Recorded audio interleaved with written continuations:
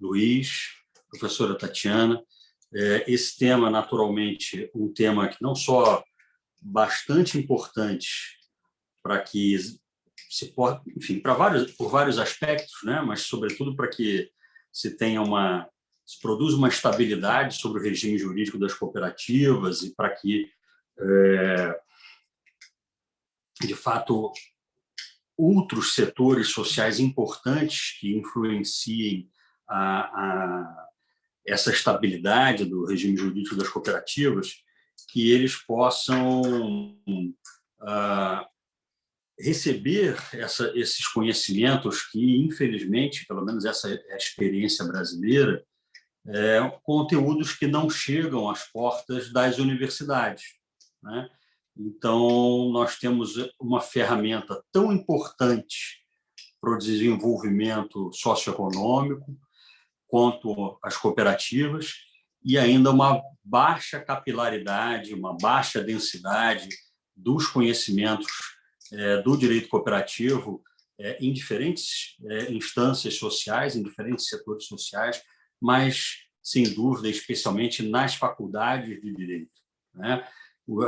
O direito cooperativo latino-americano, que é tão importante, que tem tantas posições de vanguarda e que até hoje irradia as suas instituições para outros continentes, assim como o continente europeu, que hoje discute já com uma frequência cada vez maior, por exemplo, o nosso ato cooperativo, que é essencialmente uma formulação latino-americana, inclusive, cuja paternidade da formulação se atribui a um compatriota da professora Tatiana, que é o professor Salina Puente, do México, né? Enfim, então, temos muito que trabalhar nessa pauta, né? Embora dentro de toda a economia social, da economia solidária, as cooperativas sejam aquela entidade com maior densidade legislativa, ainda assim nós temos uma baixa densidade, uma baixa capilaridade nessas instâncias sociais que decisivamente influenciam os rumos e a previsibilidade e a estabilidade do direito cooperativo. Eu recebi já uma orientação aqui de bastidor do professor Daniel, que a professora Tatiana não é mexicana, trabalha no México. Então, eu vou passando a palavra para a professora Tatiana para que ela possa, inclusive, me corrigir e começar a sua apresentação. Muito obrigado, um privilégio poder partilhar essa mesa con la profesora Tatiana González Rivera. Muchas gracias, doctor Ronaldo Guaidó. Gracias a todos quienes nos están en este momento escuchando, visualizando. Les saludo desde México. Agradecer también por la atenta invitación a CIRIEC Brasil y por vía del doctor Daniel Meneses. Efectivamente, yo soy investigadora de tiempo completo en la Universidad Nacional Autónoma de México, aunque de origen soy nicaragüense, y eso me ha permitido realizar estudios en esta línea de economía social y solidaria desde la perspectiva jurídica, porque es mi formación. Soy abogada en Derecho, abogada y especialista en Derecho Mercantil y Globalización, y bueno, me ha permitido entonces tener una visión tanto de la parte centroamericana como mexicana y por supuesto estudios de derecho comparado como el que vamos a presentar en esta tarde en relación con las tendencias actuales y desafíos del derecho cooperativo a nivel sudamericano, que debo de anticipar que son tendencias o perspectivas muy similares al resto de la región de nuestro Latinoamérica, Centroamérica y México, y también los desafíos o tareas pendientes también son muy similares a aquellos que encontramos vigentes o latentes en el contexto sudamericano. Para tener un mayor dinamismo en esta presentación, me permito proyectar estas diapositivas muy concretas con elementos básicos que nos van a permitir llevar un hilo conductor de esta reflexión o de esta exposición. Como les mencionaba, pues la temática está englobada en esto que defendemos. Hoy en día hay muchos discípulos de ruta de la defensa del derecho cooperativo como una disciplina autónoma, sobre todo en el sentido de que sea una disciplina con autonomía tanto científica como didáctica y que sea tan sólida como otras áreas del derecho que se encuentran más consolidadas, como es el derecho civil o el derecho mercantil, en donde generalmente en algunos países ubicamos todavía al estudio de las cooperativas. Les mencionaba entonces que para ser respetuosos también con el tiempo, vamos a dividir esta presentación en dos puntos concretos. El primero, las tendencias y perspectivas de este derecho cooperativo. Vuelvo a enfatizar, nos vamos a ubicar en el contexto sudamericano, aunque son elementos muy similares, tanto para Centroamérica y México, dado que esto lo hemos podido corroborar como resultado de las investigaciones previas a partir del método de derecho comparado en el estudio de las cooperativas que ya hemos implementado. Y el segundo aspecto se refiere a esas tareas aún pendientes para este derecho cooperativo. Para algunos se trata de un área jurídica aún en construcción y reitero, con muy pocos seguidores de rutas o personas juristas interesados en esta especialización. Más que todo, siempre tratando de englobarlo en la parte del derecho mercantil y habrán algunas disquisiciones en relación con este aspecto. Empecemos con la primera parte. Entonces, ¿cuáles son estas tendencias? Debemos de mencionar que la cooperativa para toda la región de Latinoamérica, siguiendo la tradición europea, se consideran como el núcleo duro de la economía social y solidaria.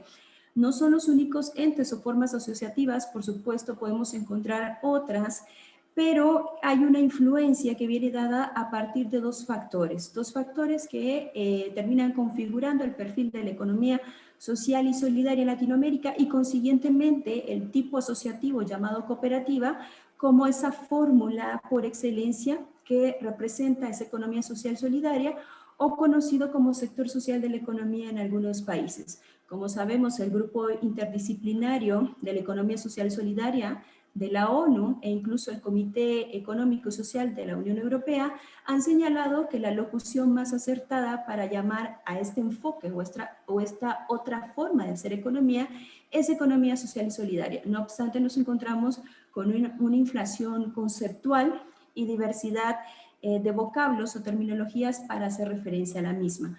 Lo que sí es un hecho aceptado a nivel de nuestra región es que las cooperativas juegan un papel relevante.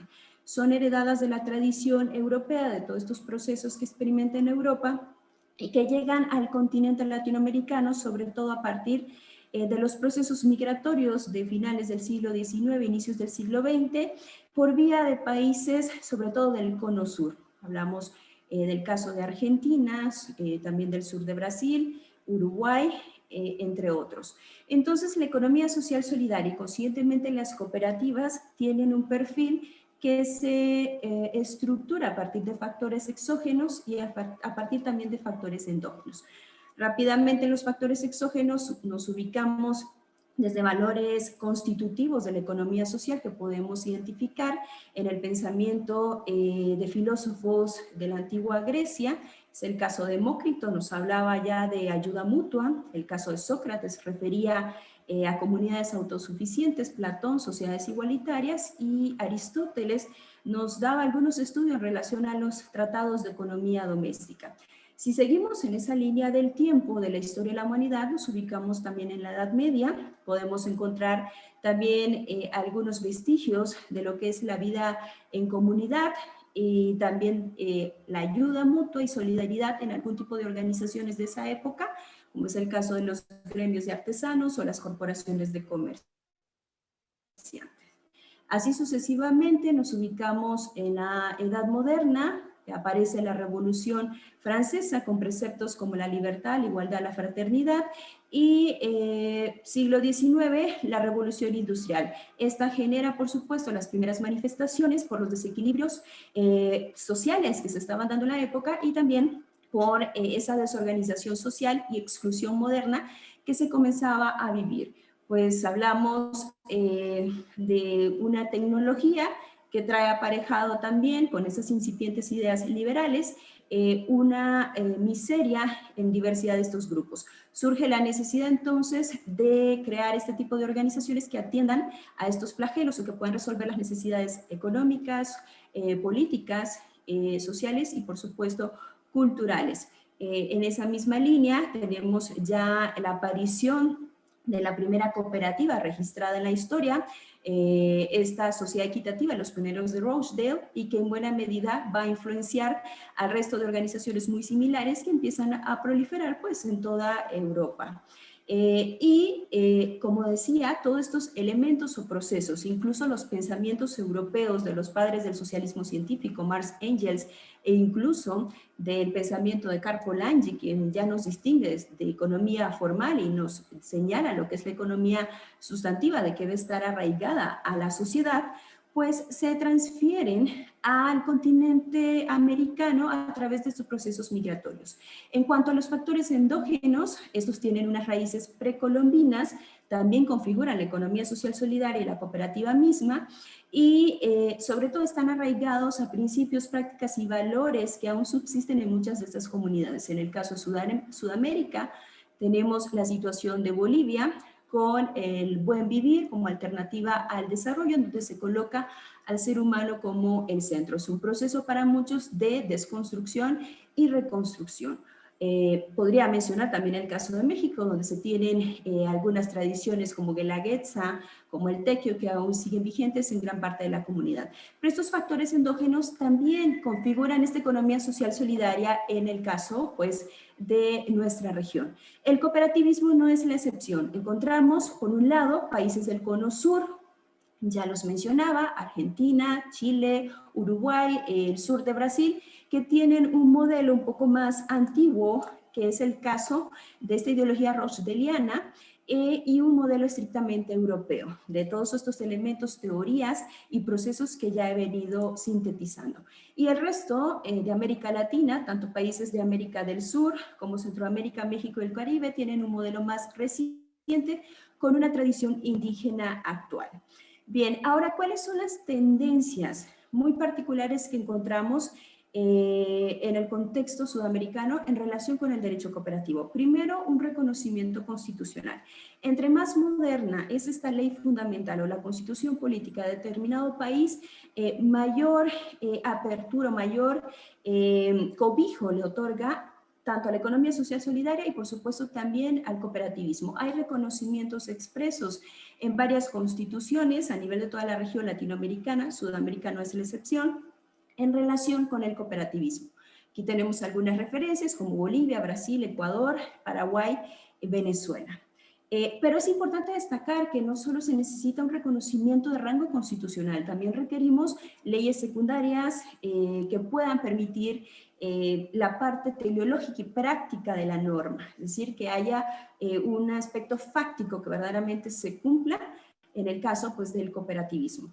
Y también es importante las políticas públicas adecuadas. Entonces, es un buen paso, es una buena tendencia, pero no es suficiente. Hay una creciente también difusión de la importancia del derecho cooperativo. Sabemos que Venezuela en 1910 es el primer país de Sudamérica que hace un reconocimiento de las cooperativas, ya una regulación en una ley especial. Y esta tendencia empiezan a tenerla los países del resto de la región latinoamericana. Realmente son pocas excepciones de algunos países, como el caso de Ecuador, que no cuentan con una ley especial o general que regule a las cooperativas. En quinto lugar, podemos ubicar una armonización regional de la legislación cooperativa. Esto es importante, yo soy defensora del hecho de que si el sistema hegemónico, capitalismo, encuentra todo un andamiaje legal, internacional e incluso regional, que incluso conlleva a una autorregulación por parte de las empresas transnacionales en el seno de la Cámara de Comercio Internacional, por dar un ejemplo, es importante también que en materia cooperativa empecemos a trabajar en estos procesos de armonización, al menos regional, y por otro lado, procesos ya internacionales. Respeto y concuerdo en que la economía social solidaria y la tradición cooperativa está arraigada al territorio, pero hay elementos que sí pueden lograr una uniformidad o armonización. Caso Sudamérica, encontramos 2001, la reunión especializada de cooperativas del Mercosur, y que en 2006 permite la creación de un estatuto de cooperativas del Mercosur. Es un primer avance, por supuesto, bastante lento, porque hasta el 2010 Uruguay ha sido el único que ha tomado este modelo, es un patrón de ley que los distintos países del Mercosur deben de incorporar a sus legislaciones nacionales. Intenta promover emprendimientos cooperativos transfronterizos. Por otro lado, hay una tendencia del derecho cooperativo sudamericano de privatizar ciertas funciones que tradicionalmente estaban en manos del Estado y transferirla a lo que son los organismos cooperativos, es decir, la representación de este sector cooperativo, pero es muy importante que este tipo de modelos, o el sector cooperativo, movimiento cooperativo, cuente con una estructura bastante sólida para lograr esta autogestión. En caso contrario, entonces esta tendencia no cumpliría el cometido y seríamos hablando de un escollo, de un obstáculo que todavía implicaría que el Estado es preferible que mantenga estas funciones.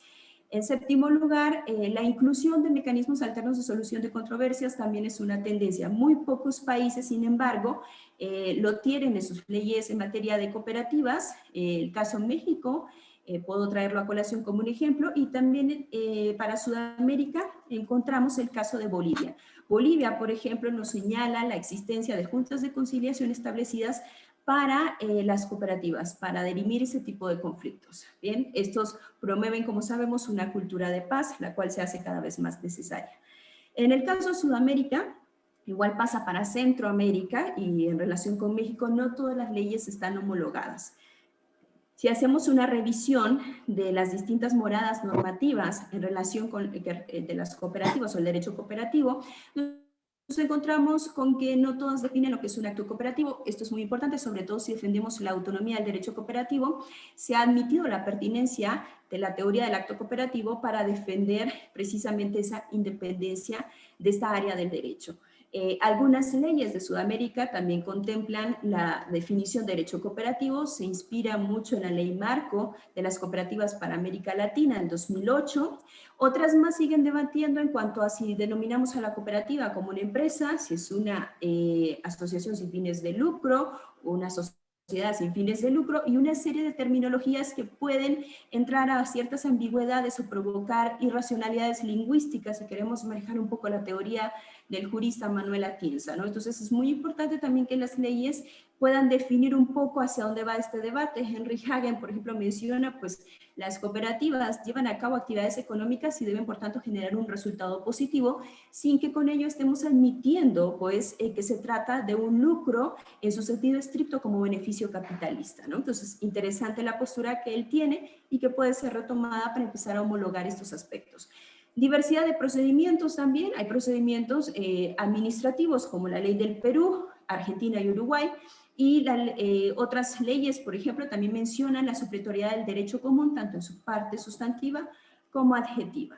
¿Cuáles son los desafíos? Vamos a la segunda parte de esta presentación. Los desafíos que encontramos, es necesario pugnar por una autonomía didáctica del derecho cooperativo. Aquí tenemos una pequeña tabla que resultó de la búsqueda de las principales universidades de Sudamérica, que se encuentran en un ranking acertado, según el ranking mundial de las universidades, y pues tenemos Argentina, Brasil, Chile y Colombia, sus respectivas instituciones que están en el ranking significativo en esta lista de universidades, y bueno, ahí encontramos que no está o no existe como tal registrado en sus planes de estudio una materia del derecho cooperativo. Concuerdo con Henry Hagen cuando menciona, sobre todo en países donde hay una ausencia de la teoría jurídica cooperativa, sí vale la pena que se estudie la cooperativa a través de materias o asignaturas como el derecho mercantil, el derecho de sociedades. Es correcto. Sin embargo, una servidora tiene un promedio ya de 10 años de impartir la materia de derecho mercantil. En México sucede esto, la cooperativa se estudia entre estas materias y es mínimo el tiempo que se dedica a la cooperativa. El estudiante ni siquiera genera un interés, el estudiante prefiere: por favor, explíqueme la sociedad anónima, que es el tipo societario más común, el que voy a ir a asesorar cuando salga de estas aulas académicas, y no me interesa tanto la cooperativa. Y se va demeritando pues la importancia. Entonces hay que tener cuidado con esto, aunque la opinión de Hagen es acertada, pero también debemos de prever que estos contenidos o planes de asignatura puedan otorgar un tiempo y una dinámica de estudio, proceso, enseñanza, aprendizaje adecuado para realmente estudiar el derecho cooperativo, sobre todo en los juristas, que es muy poco el interés en esta área. Entonces podemos observar que al menos como derecho cooperativo no existe esta asignatura en los planes de estudio de las principales universidades del sur del continente. Es importante pugnar por la convergencia y armonización del derecho cooperativo, ya lo mencionaba.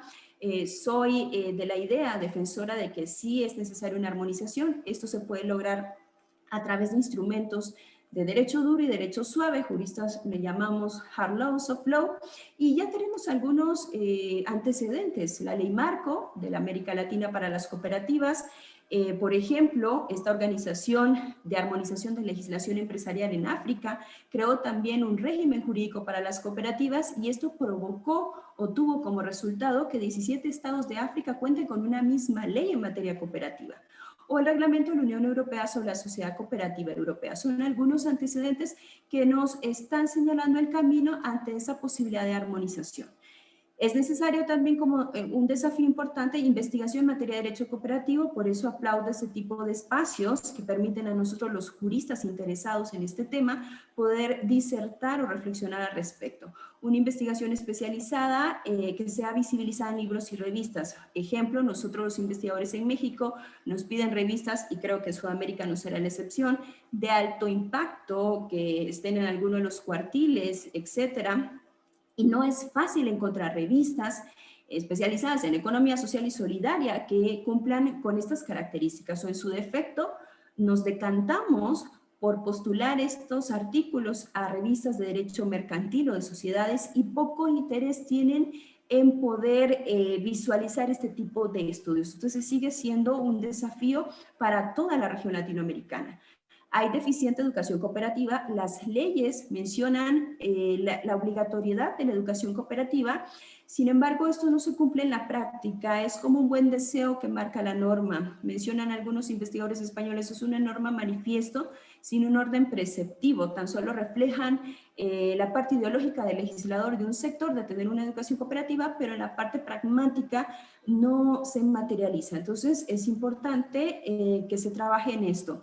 Ejemplo, o como antecedente, la Ley de Educación Cooperativa de Costa Rica es un buen punto de partida a manera de derecho comparado.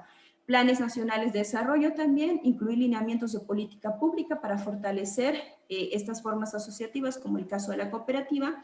Y finalmente, la actualización normativa. Aunque hablamos de una tendencia que va incluyendo aspectos cada vez más modernos, aún hay tarea pendiente por ahí, aún implica un desafío. Es importante que estos estudios vinculados al derecho cooperativo impliquen una colaboración entre el sector cooperativo y, por supuesto, los legisladores, porque muchas veces es un trabajo que se hace a nivel de oficina por parte del legislador sin acercarse a los protagonistas de este sector cooperativo. Entonces, son estos los detalles que quería compartir con ustedes. Les agradezco mucho la atención y quedo atenta por si tienen algún comentario, alguna duda. Muchas gracias.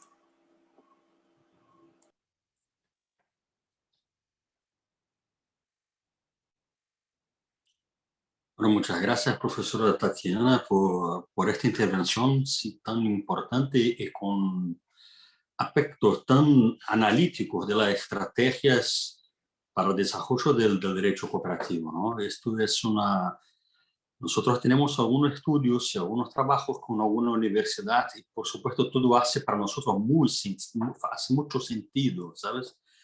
Cuanto a las estrategias para una retomada, un rescate de la importancia y de la presencia del derecho cooperativo en tantos sectores que son estratégicos para su avance, ¿no? Esto me pareció una presentación muy, muy rica en este sentido, por supuesto, sí. Bueno, incluso me gustaría tener más tiempo porque, por supuesto, tiene mucho más que compartir en estos temas. Le agradezco en primer plano este evidente esfuerzo de traer tanta información y a observar los plazos límites, ¿no?, que tenemos para una presentación tan rica e importante como esta, ¿no? Bueno, vamos a verificar si tenemos aquí algunas preguntas que nos envían en el chat. Bueno, en cuanto lo aguardamos, voy a compartir algunas ideas que me gustaría escucharle su opinión, ¿no? A mí me pareció muy evidente, y me parece en general muy evidente que la importancia que tenemos del derecho cooperativo para el tema del desarrollo, ¿no? De las cooperativas como un todo, pero las empresas en general tienen que tener estabilidad, previsibilidad para ejercer una actividad económica. Es fundamental la previsibilidad. Entonces, en materia de cooperativa, tenemos distintos problemas que, en esencia, están vinculados a falta de conocimiento del tema, ¿no? En los tribunales, en los órganos de regulación, etc. Y también verifico como una de las respuestas estratégicas la utilización de arbitraje para garantizar que vamos a tener allí un conocimiento especializado, ¿no? Alguien que en efectivo sea un conocedor de derecho cooperativo. Pero me gustaría también de preguntarle, porque que ha mencionado acerca de la conciliación como una de las alternativas y bueno, en principio la primera pregunta es decir, conciliación o como mediación en efectivo, la técnica de mediación. Y si no, es mediación. ¿Qué piensa la profesora Tatiana acerca de la utilización de la mediación para la solución de los conflictos en las cooperativas? Sí, muchas gracias, doctor Ronaldo. En realidad, pues se ha venido trabajando ya desde los espacios de la misma empresa capitalista, ¿no? Si hablamos de los conflictos que surgen en las transacciones entre la empresa capitalista, transacciones sobre todo a nivel internacional, ya no genera conveniencia para estas acudir a los tribunales nacionales por la poca flexibilidad de este tipo de litigios, la tardanza en lo mismo, no suelen ser expeditos y demás. Entonces, está claro que la costumbre de las empresas transnacionales capitalistas optó por poner sobre la mesa los métodos alternos de solución de conflictos, entre estos conciliación, por supuesto la mediación, el arbitraje, métodos tanto autocompositivos como heterocompositivos. Entonces, ha dado un resultado muy adecuado para estas. Ahí concuerdo con el colega Hagen, que menciona, hay aspectos de la empresa, empresas u organizaciones de tipo capitalistas que sí son importantes tomarlas en consideración para comparar también a la cooperativa misma. No la marginemos, no la dejemos de lado, ¿es cierto? Sin perder la identidad cooperativa. Entonces, rescato esta primera idea y yo creo que estos métodos alternos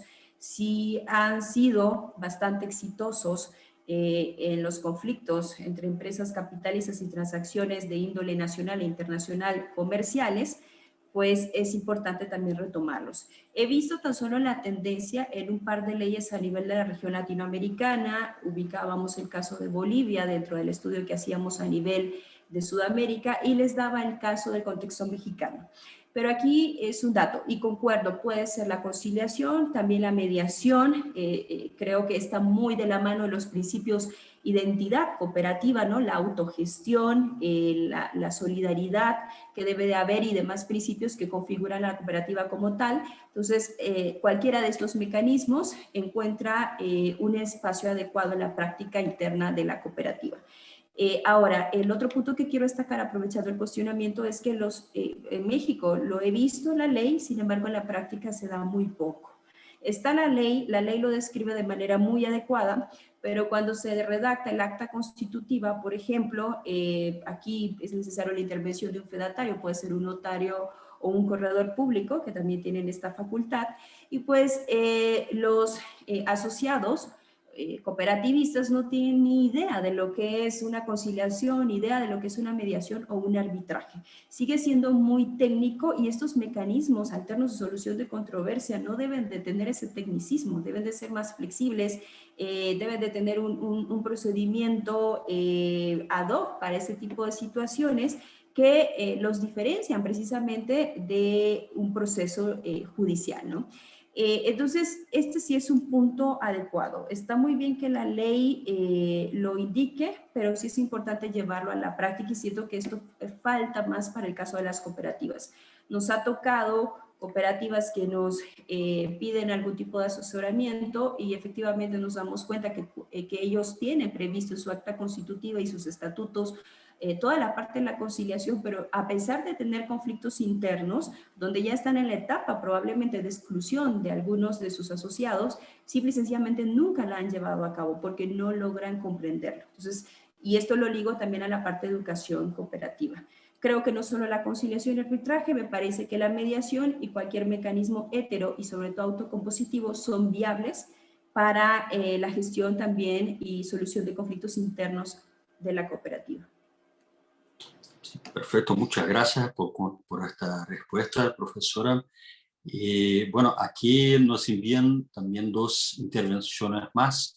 Una, pienso que es casi obligatorio que sea una contestación de mi parte, porque la pregunta se direcciona al Colegio de Abogados de Brasil. Entonces, la participante Fernanda Alcântara me pergunta, e eu vou dizer em português, no Brasil, nossa OAB precisa entender as diferenças e atuar de modo a garantir os esforços no sentido de institucionalização não equivocada da prática social. Fernanda, eu vou me permitir te responder essa diretamente, de uma maneira rápida, mas me coloco à disposição para depois uma troca mais profunda sobre isso, tá? Porque eu presido a Comissão Nacional do Colégio de Advogados do Brasil, exatamente na primeira Comissão Nacional de Cooperativismo, né?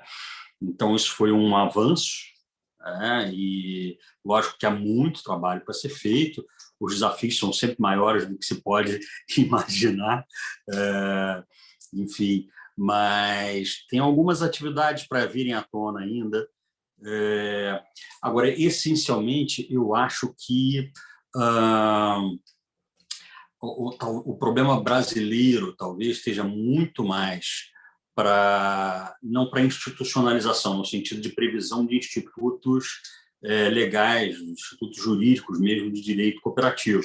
Nós temos ainda, como Latinoamérica e até como o Brasil, uma certa vanguarda em certas previsões. Nós temos uma excelente base constitucional do cooperativismo, temos uma muito boa lei geral de cooperativas, enquanto ela possa ser aperfeiçoada. Temos uma lei geral de cooperativas de crédito em fase de revisão, temos uma lei de cooperativas de trabalho e temos algumas inserções em outras leis brasileiras que deveriam ser suficientes para resolver muitos dos problemas que as cooperativas passam, exatamente nos temas que essas leis tratam, mas não são suficientes. Então, acho que o problema, muito mais do que de uma institucionalização, de um lado, penso eu, que do tema que nós estamos tratando aqui hoje, do conhecimento chegar em efetivo onde tem que chegar, né? Uma compreensão adequada, sem algumas imprecisões. A professora Tatiana chegou a mencionar isso na palestra dela, sabe? Algumas imprecisões conceituais que se cometem e a falta desse conhecimento chegar em setores que são importantes. Isso talvez me pareça um problema maior, mas a gente tem um problema cultural também. Eu tenho uma tela aqui que eu acho que vocês não vão conseguir enxergar da forma como eu estou exibindo, mas é um estudo que já foi publicado até, né? Mas que mostra não vou poder falar sobre ele mais detidamente, mas ele traz como evidência de que não existe necessariamente uma correlação entre volume de participação de cooperativas no PIB de certos países que têm uma tradição legislativa de cooperativa maior. Então, nós não encontramos essa correlação. Outros fatores podem ter uma correlação maior para influenciar o volume de participação da cooperativa na atividade econômica daquele país, mas a legislação não é uma delas, tá? Então, nós temos, na verdade, alguns países, inclusive, com baixíssima tradição em legislação de cooperativas, com algumas coisas impróprias sobre cooperativa na legislação, mas que a participação de cooperativa ultrapassa 30% do produto interno bruto, né? Enfim, então, isso é um ponto. Agora, acho que nós temos problemas culturais, sim, temos problemas de formação, sim, existem outras componentes de outros fatores de desenvolvimento que parecem ter uma relação maior com o alcance da atividade econômica das cooperativas, mas eu tenho a te dizer, e depois eu deixo essa janela aberta para a gente conversar, alguns atos importantes para serem dados nos próximos meses ali pela OAB. Nós vemos um desafio de mercado em relação à presença do direito cooperativo nas universidades. Nós não podemos negar que mercado influencia as matérias que são tratadas na universidade. Não é só esse o fator, na minha percepção. Não é à toa que as universidades que têm um curso, por exemplo, de bacharel em cooperativismo ou de administração de cooperativas, normalmente são universidades que o entorno tem uma atividade alta de cooperativa, né? Mas a importância da presença do direito cooperativo, ela não é só de mercado, não se pode justificar só pelo mercado.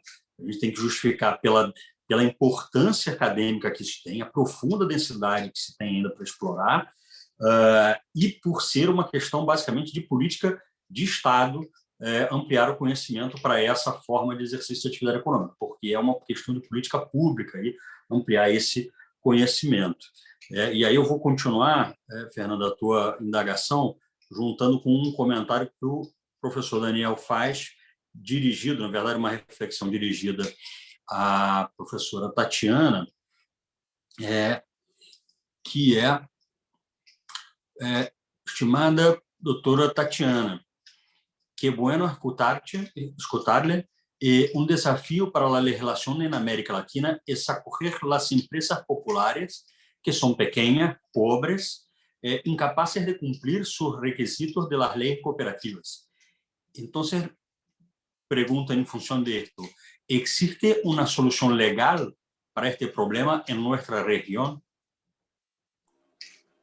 Muchas gracias, doctor Ronaldo. Sin lugar a dudas, una pregunta, un cuestionamiento que nos hemos encontrado no solo para el caso de las empresas populares, sino también otros grupos o colectivos con experiencias emergentes y exitosas en materia de economía social y solidaria que efectivamente no encajan en la cooperativa porque no cumplen con los requisitos que tiene preestablecido pues, las leyes de esta materia en los distintos países. En este caso, puedo colocar sobre la mesa de discusión dos posibilidades. La primera, un tanto jurídica, la otra no depende tanto de nosotros, los estudiosos del derecho, trasciende.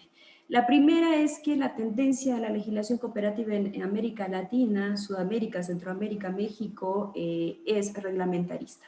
Esta es una característica muy propia. Básicamente tenemos estas leyes que nos indican el cumplimiento de una serie de requisitos desde la Constitución hasta el funcionamiento, organización y, por supuesto, extinción de la sociedad cooperativa. Y sí, son requisitos no tan flexibles y por diferentes grupos, el mismo sector cooperativo, el caso México así ha sucedido, se exige la flexibilidad en estos requisitos. Entonces, es importante desde la perspectiva jurídica poder flexibilizar estos elementos tan reglamentaristas que señalan las vigentes leyes en materia cooperativa. En algunos países se está logrando, países de Sudamérica, el caso de Costa Rica, poco a poco estos requisitos han ido minimizando y dan la oportunidad para pequeños emprendimientos que quieran transitar a pequeñas cooperativas puedan encontrar esta cabida. Entonces, este es un primer aspecto.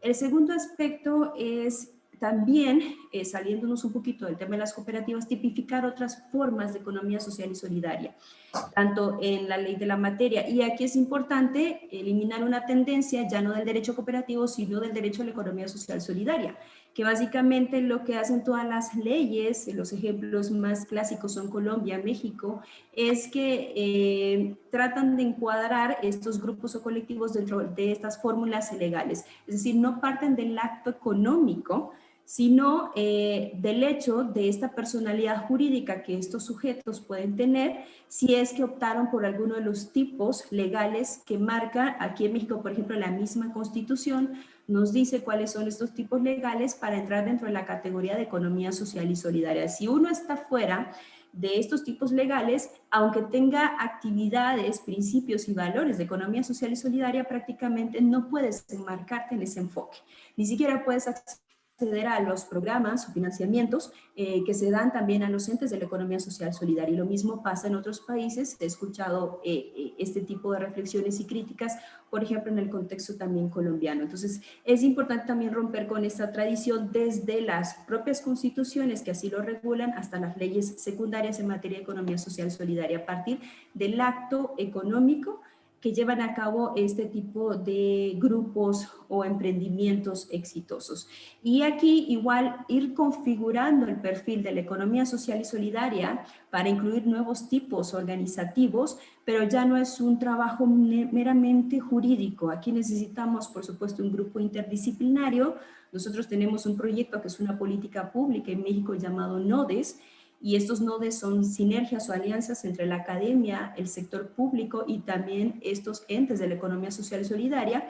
Y nosotros nos hemos encontrado muchos entes que están en esa informalidad y son prácticas, reitero, emergentes de economía social solidaria y no encuentran una fórmula legal adecuada para transitar a esa llamada formalidad. Entonces, la idea que nosotros estamos colocando en la parte de la investigación es trabajar en reconstruir ese perfil de la economía social solidaria y tipificar estas posibles nuevas fórmulas organizativas, sin demeritar, por supuesto, la importancia que tienen las cooperativas como un núcleo duro de la economía social solidaria.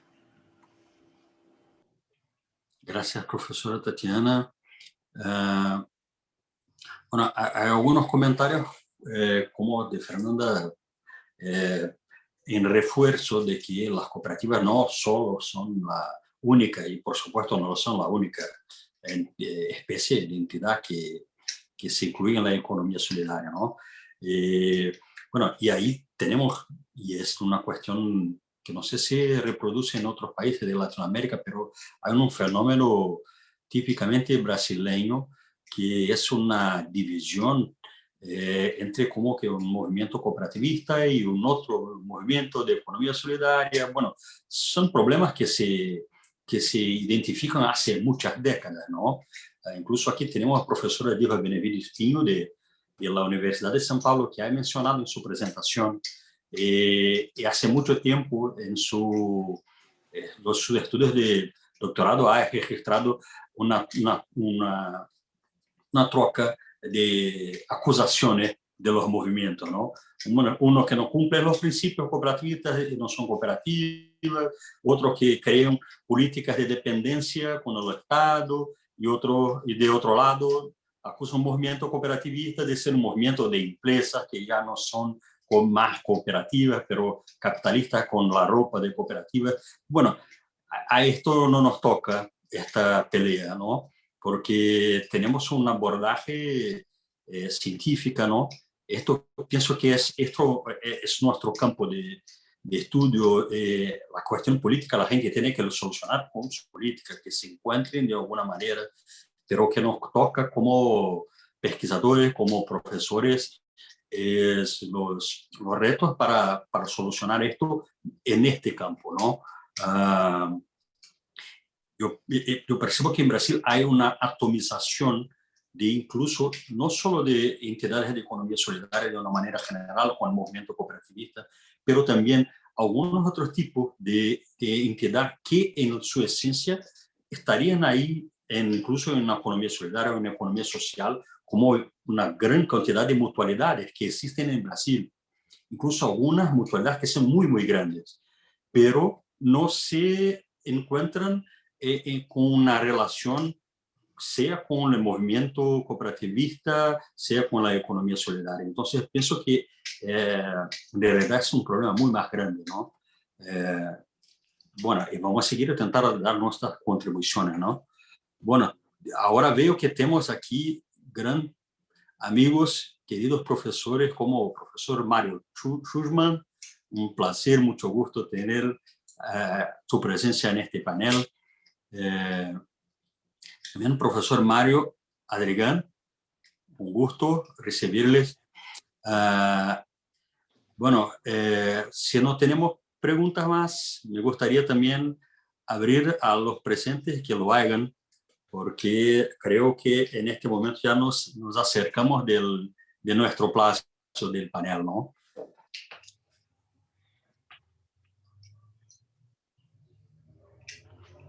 Por favor, no nos sientan presionados, por eso estoy apenas arreglando la próxima mesa a las 6 de la tarde de Brasil. Perdón, pero no se sienta presionado, Ronaldo, por favor. Y también Tatiana, que está muy interesante la charla. Gracias, Ronaldo. Bueno, señores, me gustaría aprovechar la presencia de Mario, de Tatiana, y, bueno, ya que estamos diciendo el problema del sector, a mí me gustaría proponer 3 ejes de reflexión. Uno es una cuestión que no podemos olvidar, que son los desafíos propios del tipo de racionalidad de nuestra sociedad, ¿no? Entonces, bueno, si vamos a leer, por ejemplo, los libros de derecho comercial de Brasil, hay una tendencia a grandes doutrinadores a comprender y solo percibir el ejercicio de la actividad económica, incluso el concepto de sociedad, de la especie de persona jurídica sociedad, como sinónimo de sociedad de propósito capitalista, ¿no? Encontramos este tipo de problema, incluso el elemento lucro, si quiere, es, al menos en Brasil, un elemento legal que compone el concepto de empresa, ¿no? Pero tenemos un desafío. Hay un doctrinador que ha sistematizado este problema en específico cuanto a la comprensión de la economía social, que es el profesor Boaventura Souza Santos, ¿no? Con su sociología de las ausencias. Entonces, allí hace una demostración de todos los desafíos que tenemos del problema de modelo de racionalidad. Porque miramos a una empresa cooperativa o una empresa social que no tenemos condiciones, o la sociedad de una manera general no consigue percibir que hay una diferencia. Lo mira el mundo con una mirada propia del mundo capitalista, ¿no? Una cuestión que es importante para el proceso de perfeccionamiento que tenemos pela frente siempre, permanente, de perfeccionar el régimen jurídico de estas entidades, ¿no? Que es reconocer lo que caracterizan estas entidades como tal, independiente de sus características legales. Porque comprender esta identidad, una identidad con bases en los hechos históricos que conforman estos tipos, es importante para saber cómo perfeccionar la ley, porque vamos en algún punto siempre tener que perfeccionar las leyes, ¿no? Traer respuestas a los desafíos que se ponen, pero una respuesta adaptada. Entonces es importante comprender la identidad histórica con base en hechos que caracterizan esta estructura, y no solo con un abordaje de principios o un abordaje normativa, porque esta está direccionada a perfeccionar el tipo, y al ser perfeccionada tiene que preservar las características de este tipo para no tenemos una desnaturación, ¿no? Entonces, esto es una cuestión importante. Y la otra, que, bueno, tenemos en Latinoamérica la institución del acto cooperativo.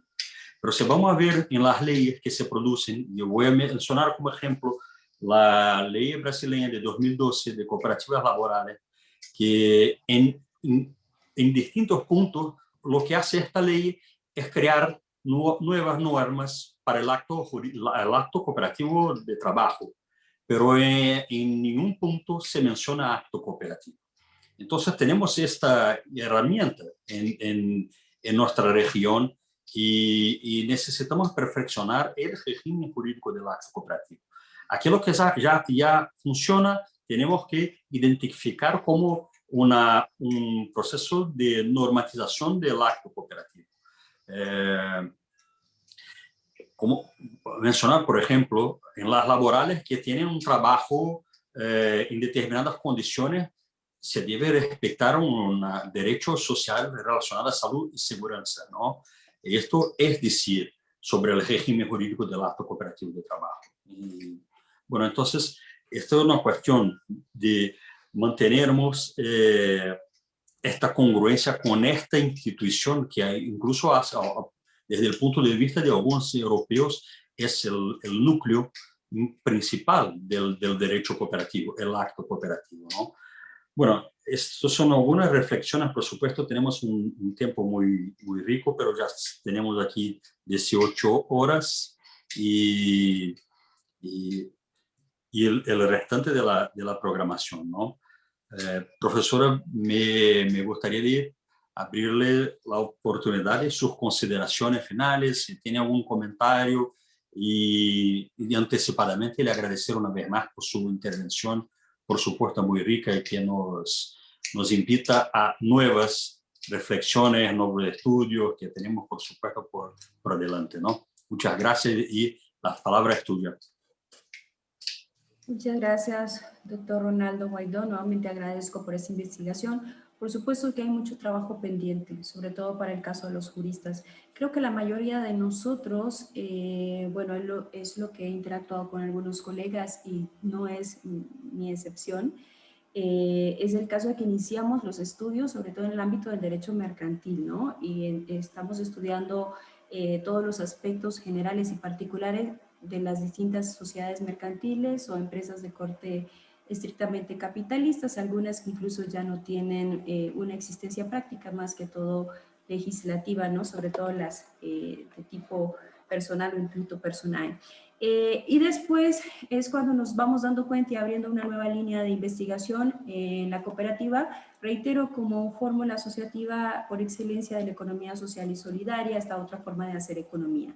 Entonces, esto también a veces representa un escollo, hay mucha tarea pendiente por ahí, lo mencionaba en un momento y comparto con el doctor García Müller, qué pasa con los jueces, qué pasa con los abogados, litigantes, postulantes, pues efectivamente como inician probablemente una especialización en materia de derecho mercantil y no tenemos una teoría jurídica cooperativa aún sólida, esa es la tarea que nos falta en estos elementos que ha referenciado como el acto cooperativo. Hay leyes a nivel de la región que ni siquiera mencionan un concepto de acto cooperativo. En el caso de México es un adorno en la Ley General de Sociedades Cooperativas y durante toda la vida profesional o de proceso de enseñanza-aprendizaje del estudiante de Derecho no se menciona nada sobre el acto cooperativo. En todo caso, hablemos de actos de comercio, ¿no? En el marco de la materia de derecho mercantil. Entonces, los jueces, abogados, en esta práctica recurrimos a aquello que nos es más cercano, más familiar, que sería el derecho mercantil o el derecho societario. Entonces, hay mucho que trabajar en este aspecto. Igual lo que mencionaba, aquí tenemos una frase muy ad hoc, es muy fácil constituir las cooperativas legalmente hablando, lo difícil es hacer cooperativismo. Y esto tiene que ver mucho con lo que ha mencionado sobre esta identidad de las cooperativas. La norma juega un papel importante, pero hay que señalar cuáles son estos mecanismos para mantener esta identidad. También el aspecto de la fiscalización, supervisión, porque las hipótesis legales no pueden pretender que esa entidad cooperativa permanezca estrictamente en la norma, pero en la práctica no se cumple. Aquí nosotros tenemos un problema serio, que es el caso de Cruz Azul, creo que lo han mencionado, y esto ha sido un hecatombe para el movimiento cooperativo mexicano, serio. Entonces, donde tenemos una cooperativa muy significativa, pero pues la tendencia ha sido más corporativista, y eso es lo que se intenta, empoderar a otras cooperativas emergentes que sí tienen esa identidad, principios y valores de las cooperativas. Entonces hay mucha tarea, mucha labor. Aplaudo estos espacios nuevamente que permita seducir a aquellos que estamos formados en el área jurídica para seguir aportando a esta teoría jurídica cooperativa. Les agradezco mucho. Gracias a vos, profesora Tatiana. Gracias a todos por su atención. Bueno, seguimos con esta conferencia y, profesora Tatiana, a mí me gustaría continuar esta charla, esta conversación en otro momento y, por supuesto, voy a procurarle, porque este es un tema que, bueno, las cooperativas tratan de sus problemas puntuales, de los problemas que viven en los tribunales, en los mercados, pero, por supuesto, necesitamos una teoría general para tener este punto importante, este marco incluso para que se pueda trabajar con una estructura más sólida junto a las universidades, ¿no? Entonces, bueno saber que tenemos un estudio tan avanzado de su parte y, por supuesto, esto es muy importante compartir con todos. Seguimos adelante con la conferencia. Gracias una vez más. Un abrazo a todos y una excelente actividad para todos. Un abrazo, Leandro. É com você, meu amigo.